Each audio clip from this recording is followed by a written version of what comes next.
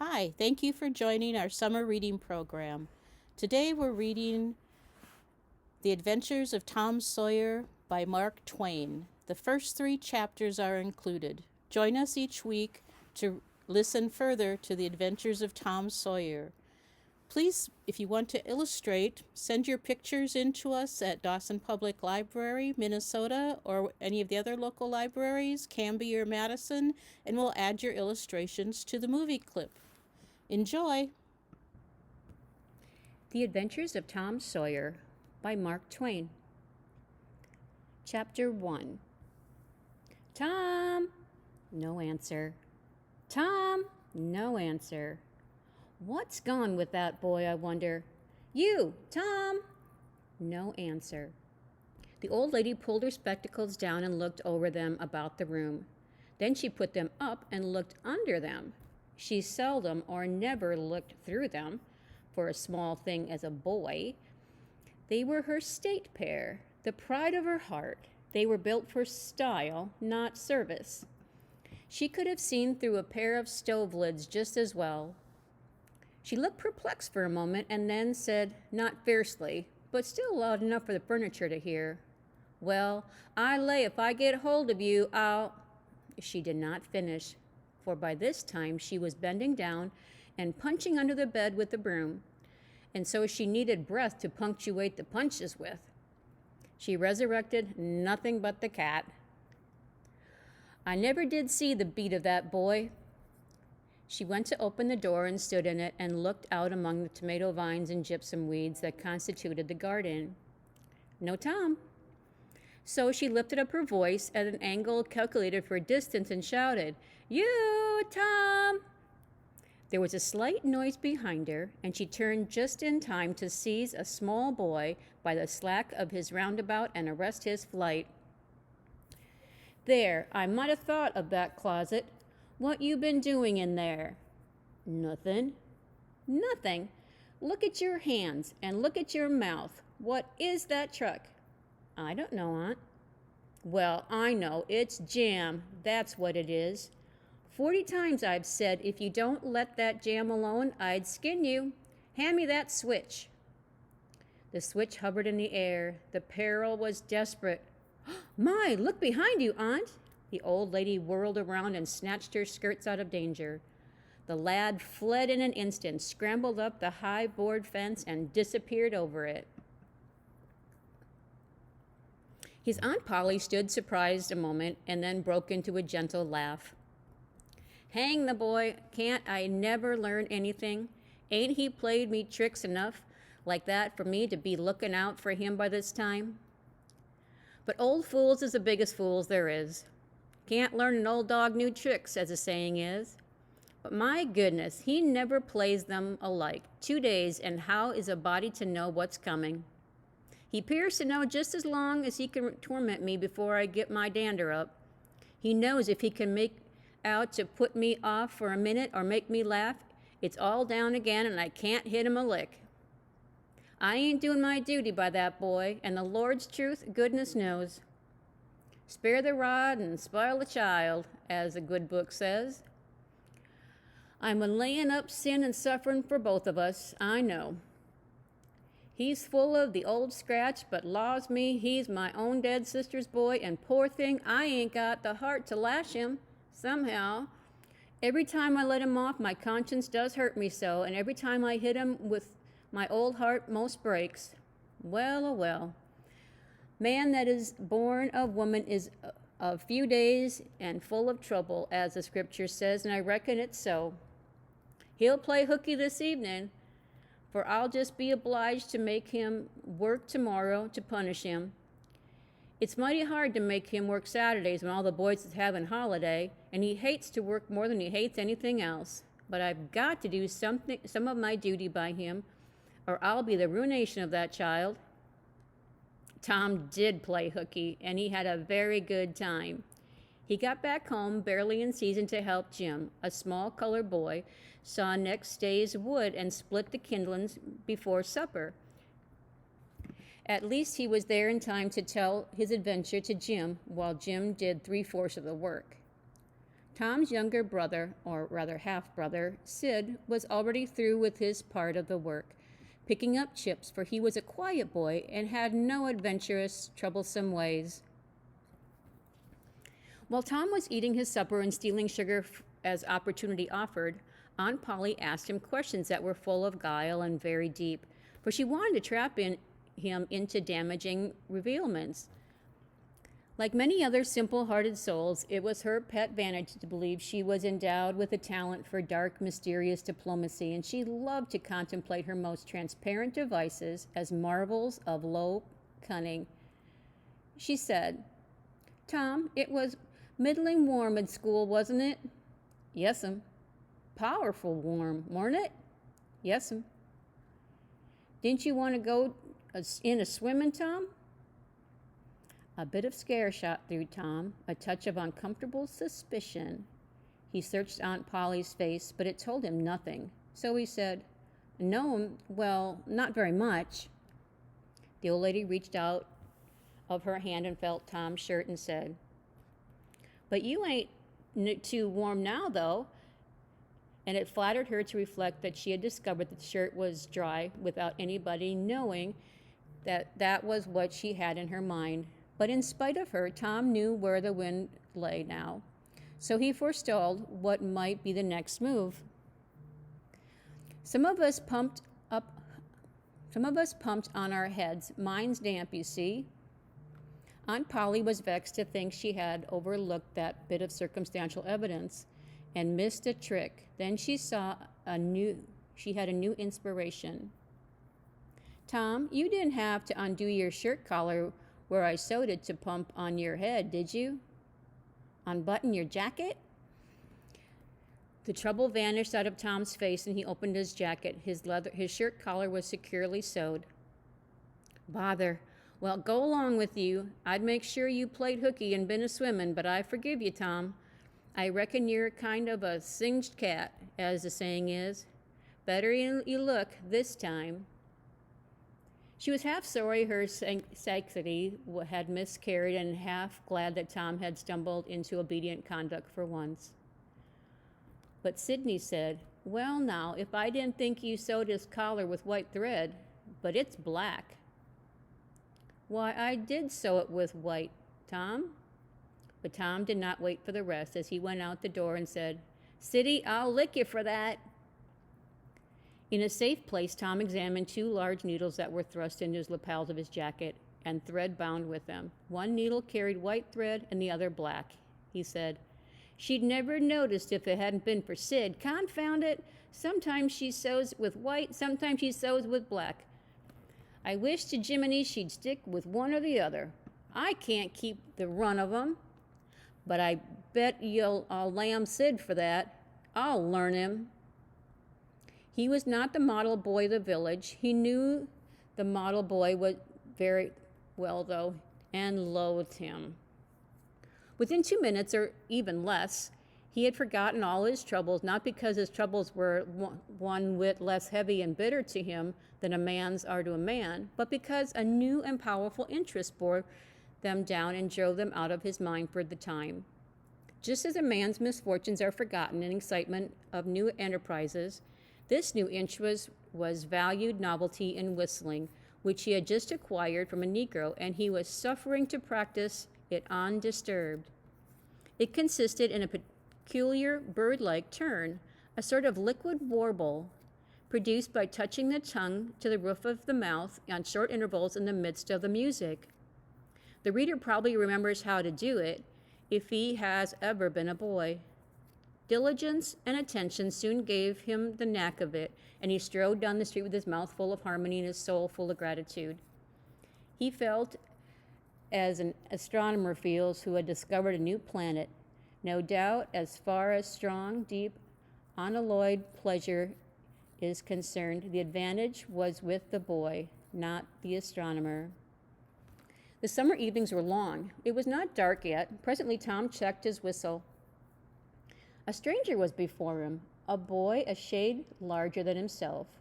A newcomer of any age or either sex was impressive. Curiosity in the boy in the poor little shabby village of St. Petersburg. This boy was well-dressed, too, well-dressed on a weekday. This was simply astounding. His cap was a dainty thing. His close but buttoned cotton blue cloth roundabout was new and natty, and so were his pantaloons. He had shoes on, and it was only Friday. He even wore a necktie, a bright bit of ribbon. He had a citified air about him that ate into Tom's vitals. And more Tom stared at the splendor marvel, the higher he turned up his nose at his finery, and the shabbier and shabbier his own outfit seemed to grow on him. Neither boy spoke. If one moved, the other moved, but only sideways in a circle. They kept face to face, eye to eye, all the time. Finally, Tom said, "I can lick you." "I'd like to see you try it."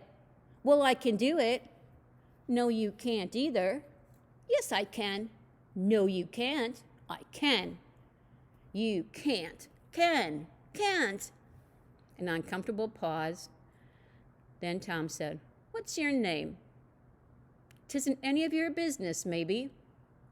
"Well, I'll allow I'll make it my business." "Well, why don't you?" "If you say much, I will. Much, much, much. There now." "Oh, you think you're mighty smart, don't you? I could lick you with one hand tied behind me if I wanted to." "Well, why don't you do it? You say you can do it." "Well, I will, if you fool with me." "Oh, yes, I've seen whole families in the same fix." "Smarty, you think you're some, now don't you?" "Oh, what a hat." "You can lump that hat if you don't like it. I dare you to knock it off, and anybody that'll take a dare will suck eggs." "You're a liar." "You're another." "You're a fighting liar, then take it up." Take a walk." "Say, if you give me much more of your sass, I'll take and bounce a rock off your head." "Oh, of course you will." "Well, I will." "Well, why don't you do it then?" "What do you keep saying you will?" "Why don't you do it?" "It's because you're afraid."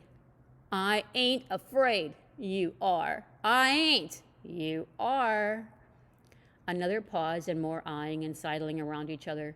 Presently they were shoulder to shoulder, and Tom said, "Get away from here." "Go away yourself." "I won't." "I won't either."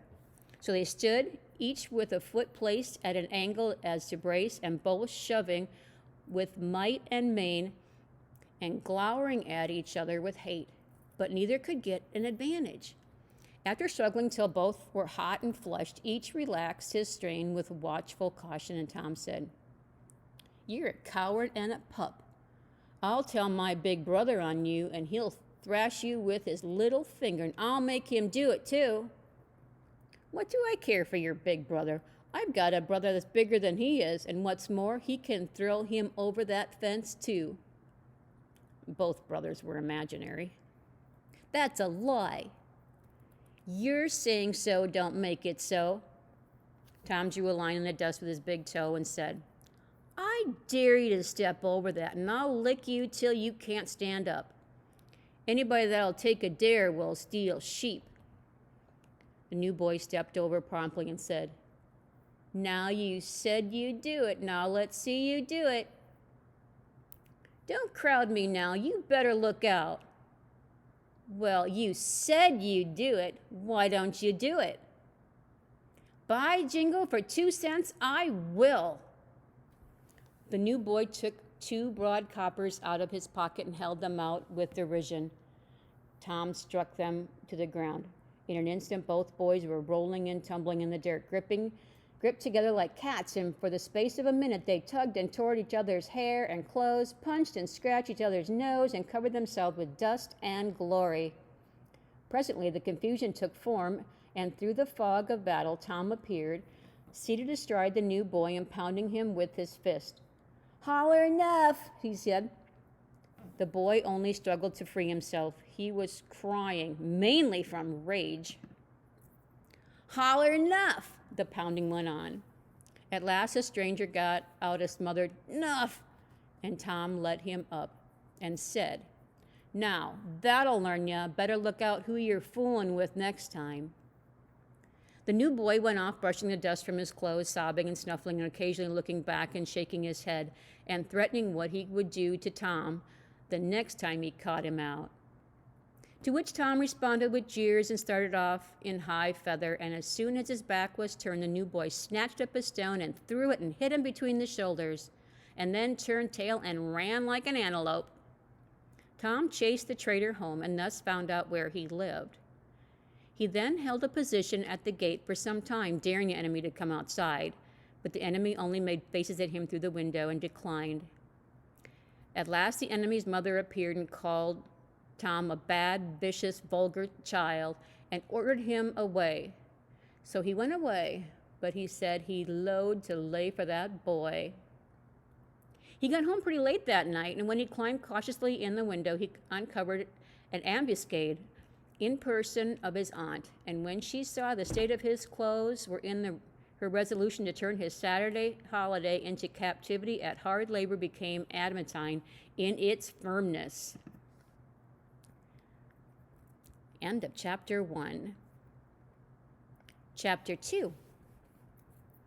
Saturday morning was come, and all the summer world was bright and fresh and brimming with life.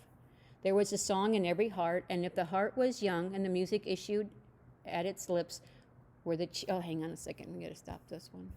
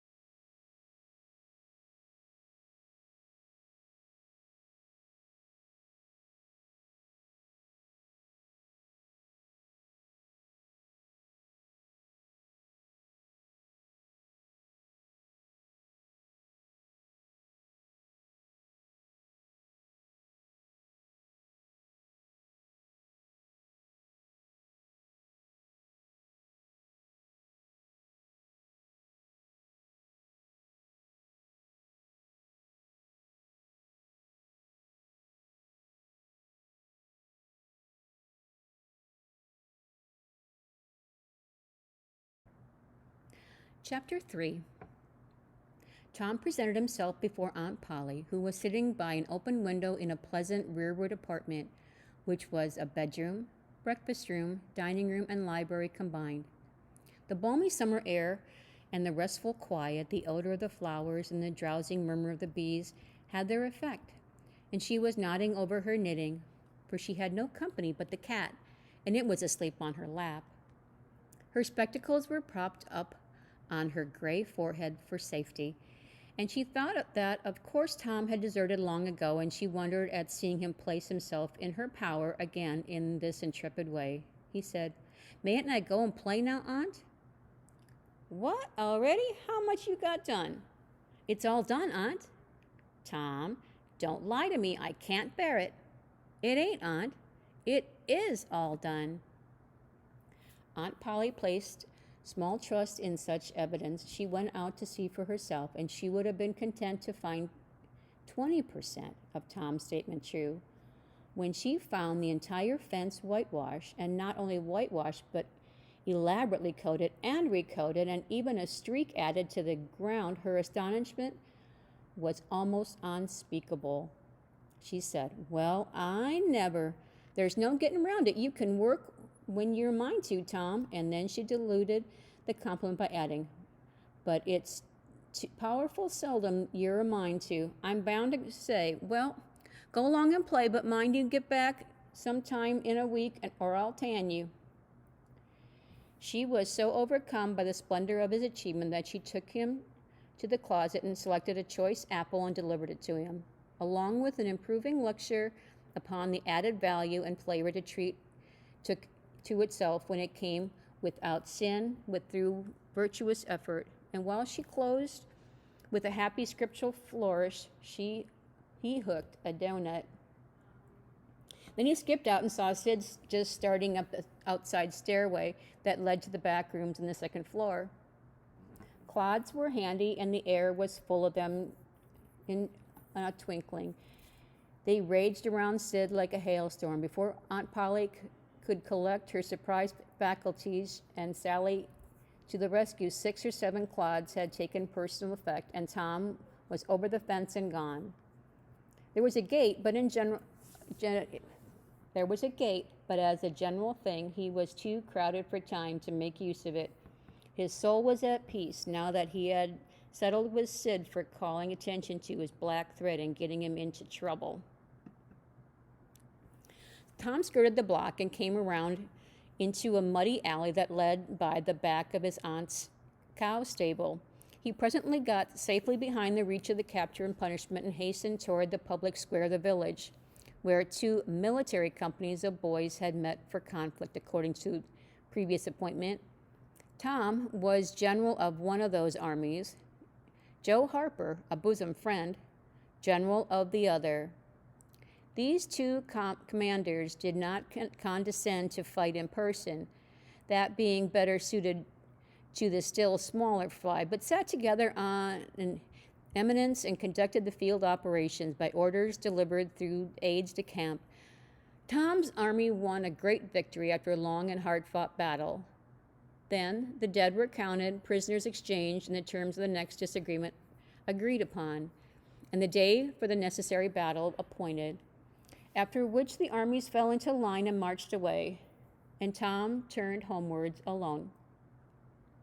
He was passing by the house where Jeff Thatcher lived. He saw a new girl in the garden, a lovely little blue-eyed creature with yellow hair plaited into 2 long tails, white summer frock, and embroidered pantalettes. A fresh-crowned hero fell without firing a shot.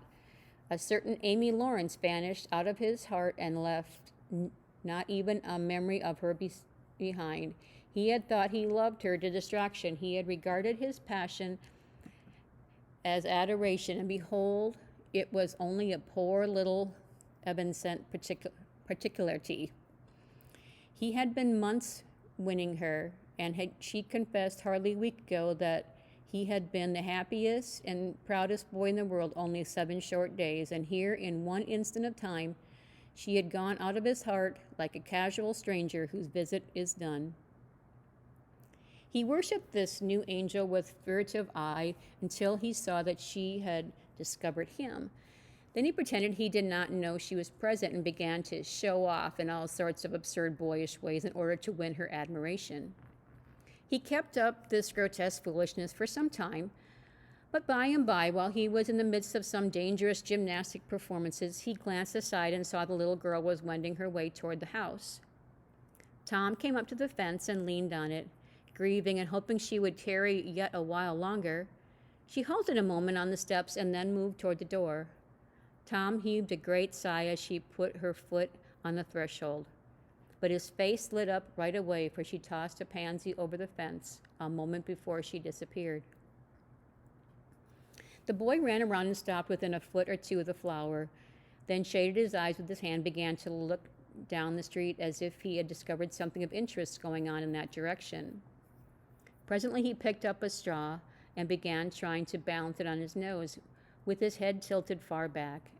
As he moved from side to side in his efforts, he hedged nearer and nearer toward the pansy. Finally, his bare foot rested upon it.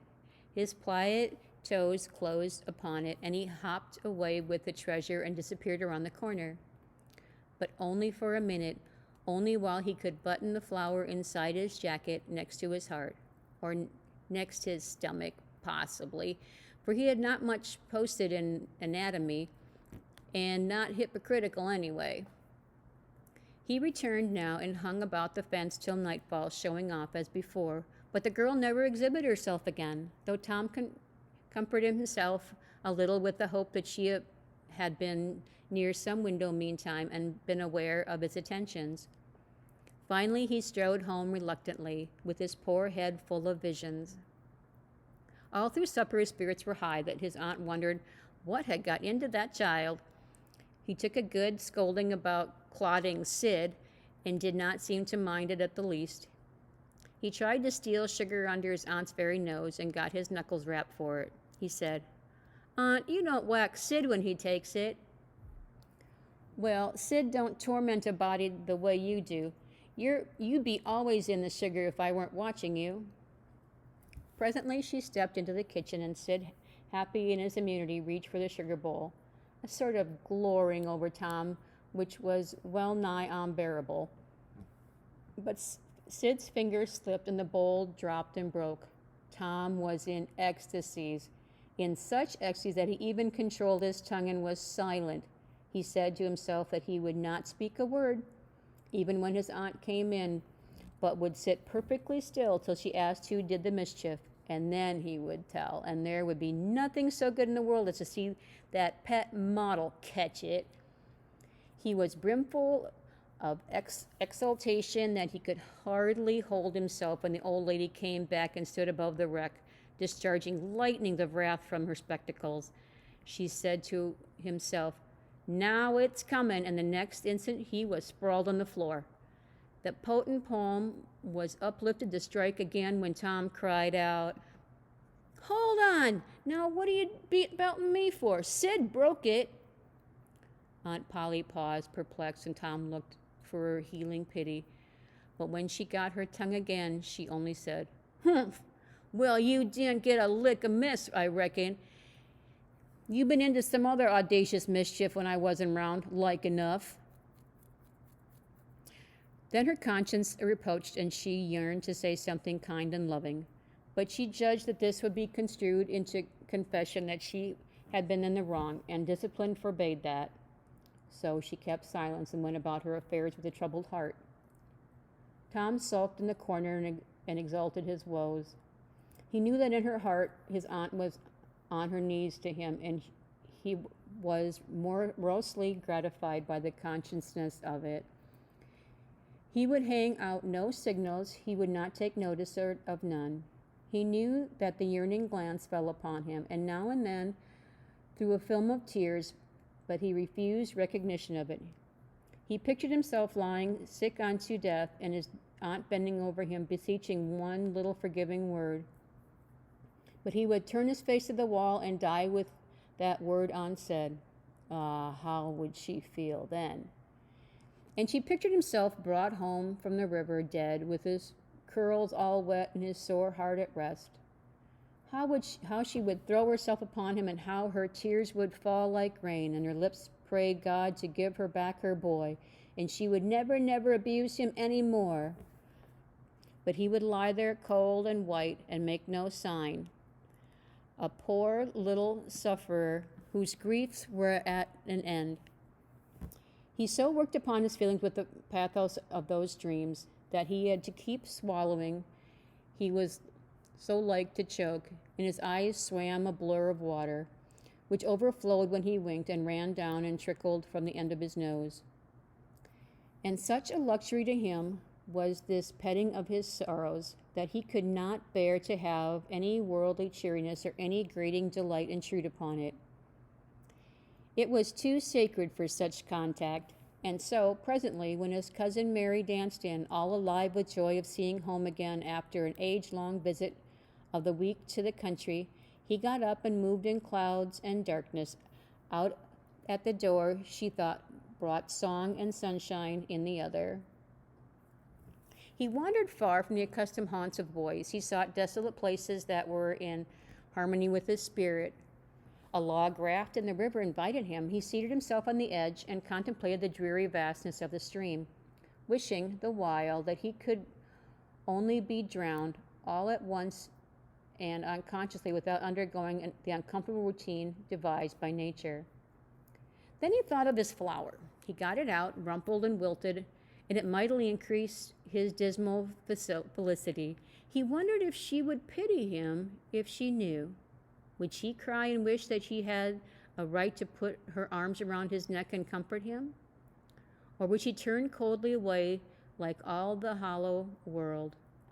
This picture brought such an agony of pleasurable suffering that he worked it over and over again in his mind and set it up in new and varied light until he wore it threadbare.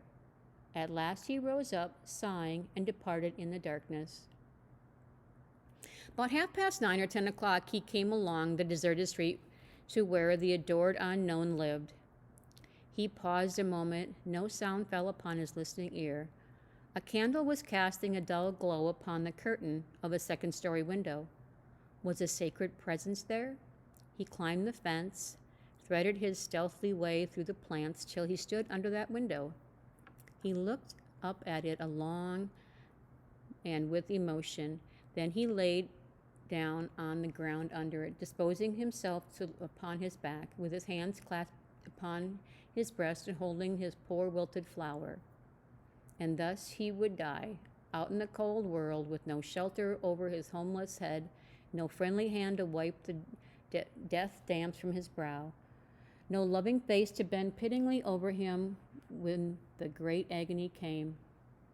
And thus she would see him when she looked out upon the glad morning. Oh, would she drop one little tear upon his poor lifeless form?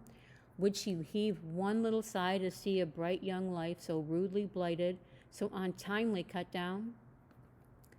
The window went up. A maidservant's discordant voice profaned a holy calm, and a deluge of water drenched the poor martyr's remains. The strangling hero sprang up with a relieving snort.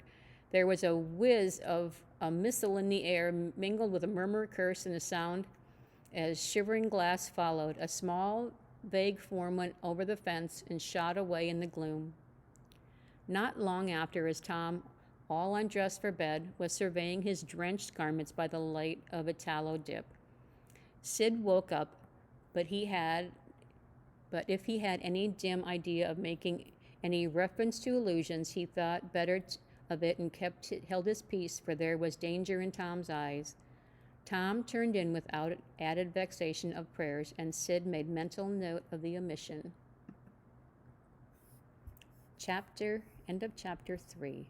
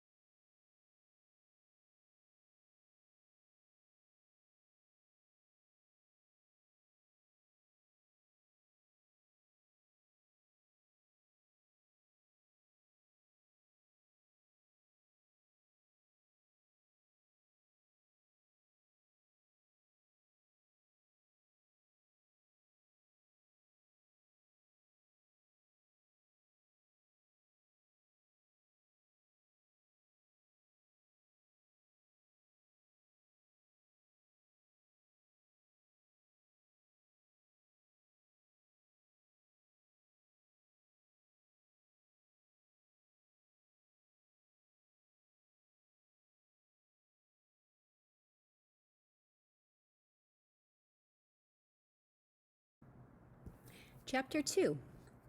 Saturday morning has come, and all the summer world was bright and fresh and brimming with life. There was a song in every heart, and if the heart was young, the music issued at the lips. There was cheer in every face and spring in every step. The locust trees were in bloom, and the fragrance of the blossoms filled the air. Cardiff Hill beyond the village and above it was green with vegetation, and it lay just far enough away to seem a delectable land, dreamy, reposeful, and inviting. Tom appeared on the sidewalk with a bucket of whitewash and a long-handled brush. He surveyed the fence, and all gladness left him, and a deep melancholy settled down upon his spirit. 30 yards of board fence, 9 feet high. Life to him seemed hollow, and existence but burden. Sighing, he dipped his brush and passed it along the topmost plank and repeated the operation, did it again, compared the insignificant whitewash streak with the far-reaching continent on whitewash fence and sat down on a tree box, discouraged. Jim came skipping out of the gate with a tin pail and singing Buffalo Gals. Bringing water from the town pump had always been hateful work in Tom's eyes before, but now it did not strike him so. He remembered that there was company at the pump. White, mulatto, Negro boys and girls were always there waiting their turns, resting, trading playthings, quarreling, fighting, skylarking. And he remembered that although the pump was only 150 yards off, Jim never got back with a bucket of water under an hour. And even then, somebody generally had to go after him. Tom says, "Say, Jim, I'll fetch some water if you'll whitewash some." Jim shook his head and said, "Can't. Mars, Tom, old missus, she told me I gotta go and get this water and stop fooling around with anybody. She says she expect Tom Mars gonna go ask me to whitewash, and so she told me to go along and attend my business. She allowed she'd tend to do the dish whitewashing." "Oh, never you mind what she said, Jim. That's the way she always talks. Give me the bucket. I won't be gone only a minute. She won't ever know." "Oh, Dawson, Mars, Tom. Old missus said she'd taken the tar off my head off of me. 'Deed she would." She never licks anybody. Whacks 'em over the head with her thimble. And who cares for that, I'd like to know. She talks awful, but talk don't hurt. Anyways, it don't if she don't cry. Jim, I'll give you a marvel. I'll give you a white alley." Jim began to waver. "White alley, Jim? And it's a bully taw? My, that's a mighty gay marvel, I tell you. But, Mars Tom, I's powerful 'fraid old missus. And besides, if you will, I'll show you my sore toe." Jim was only human. His attraction was too much for him. He put down his pail and took the white alley and bent over the toe with absorbing interest while the bandage was being unwound. In another moment, he was flying down the street with his pail. In a tingling rear, Tom was whitewashing with vigor, and Aunt Polly was retiring from the field with a slipper in her hand and triumph in her eyes. But Tom's energy did not last. He began to think of the fun he had planned for the day, and his sorrows multiplied. Soon the free boys would come tripping along on all sorts of delicious expeditions, and they would make a world of fun of him for having to work. The very thought of it burned him like fire. He got out his worldly wealth and examined it. Bits of toys, marbles, and trash. Enough to buy in exchange of work, maybe, but not half enough to buy so much as half an hour of pure freedom. So he returned his straitened means to his pocket and gave up the idea of trying to buy the boys. At this dark and hopeless moment of inspiration burst upon him, nothing less than a great, magnificent inspiration. He took up his brush and went tranquilly to work. Ben Rogers hove in sight presently, the very boy of all boys whose ridicule he had been dreading. Ben's gait was the hop, skip, and jump, proof enough that his heart was light and his anticipations high. He was eating an apple and giving a long, melodious whoop of intervals, followed by a deep tone, ding-dong-dong, ding-dong-dong, for he was personating a steamboat. As he drew near, he slackened speed and took the middle of the street, leaned far over to the starboard and rounded to ponderously and with laborious pomp and circumstance, for he was personating the Big Missouri and considered himself to be drawing 9 feet of water. He was boat and captain and engine bells combined, so he had to imagine himself standing on his own hurricane deck, giving the orders and executing them. "Stop her, sir!" Ting-a-ling-ling. The headway ran almost out, and he drew up slowly toward the sidewalk. "Ship up to back!" Ting-a-ling-ling. His arms straightened and stiffened down to his sides. Set her back on the starboard. Ting-a-ling-ling, chow, chow, wow, chow.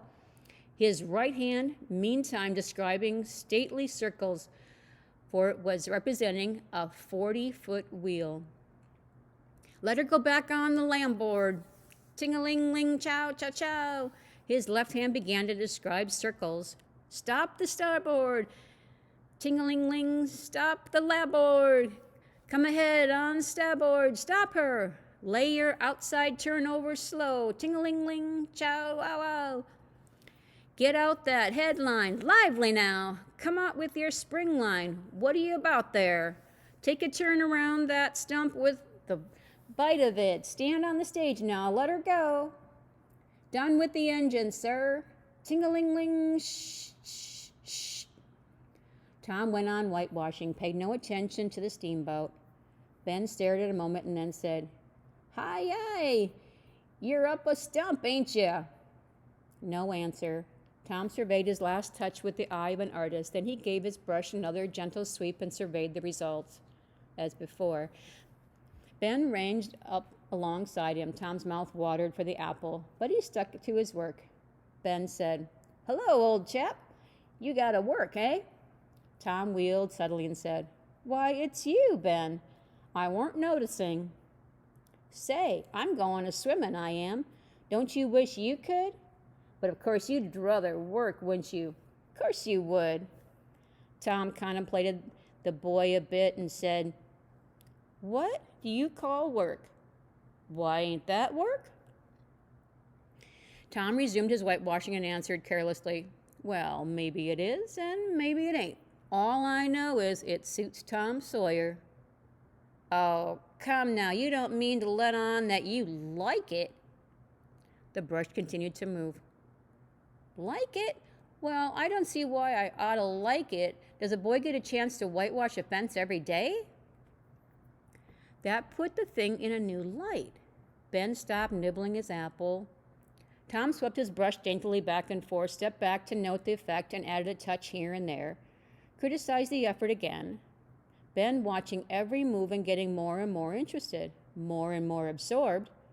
Presently he said, Say, Tom, let me whitewash a little.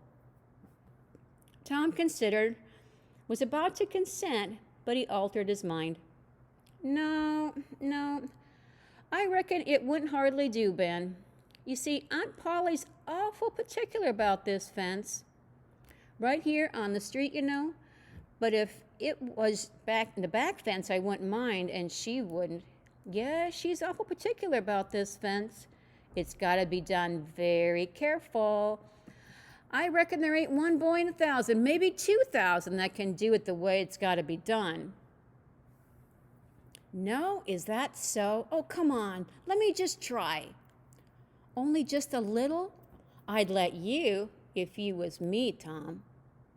Ben, I'd like to, honest Injun, but Aunt Polly, well, Jim wanted to do it, but she wouldn't let him. Sid wanted to do it, but she wouldn't let Sid.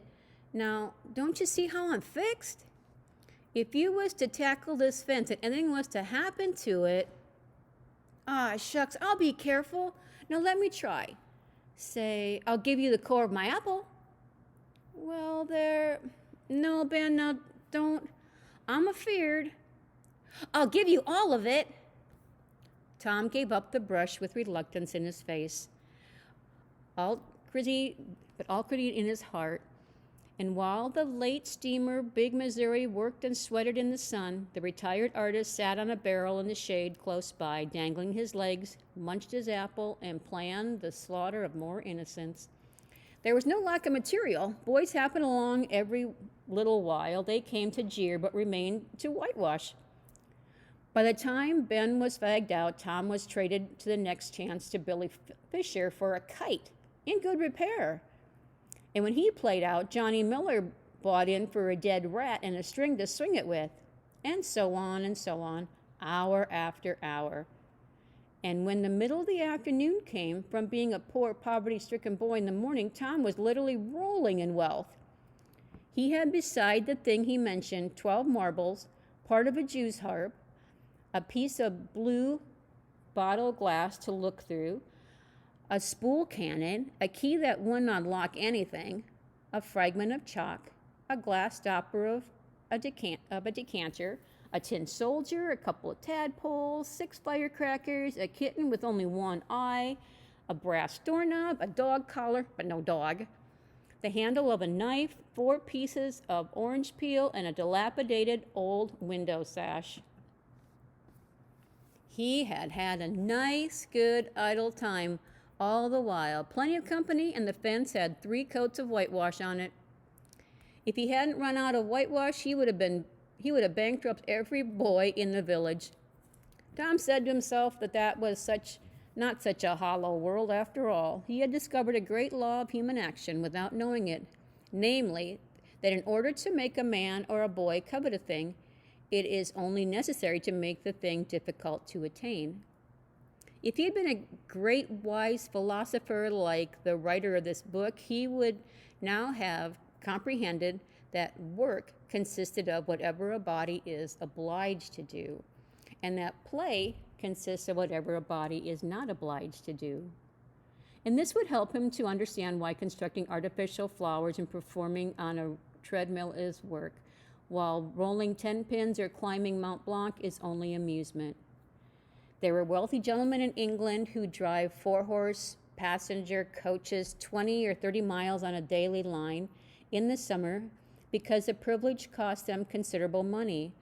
And if they were offered wages for this service, that would turn it into work, and then they would resign.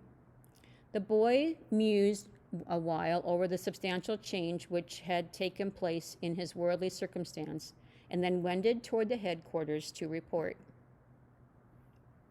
That's the end of chapter 2.